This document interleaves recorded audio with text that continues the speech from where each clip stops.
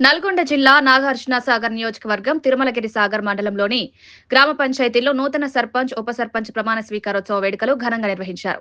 ఈ కార్యక్రమంలో నల్గొండ శాసన మండలి సభ్యులు ఎంసీ కోటిరెడ్డి, తెలంగాణ మలిదశ ఉద్యమ నాయకులు వర్ర వెంకటరెడ్డి పాల్గొన్నారు.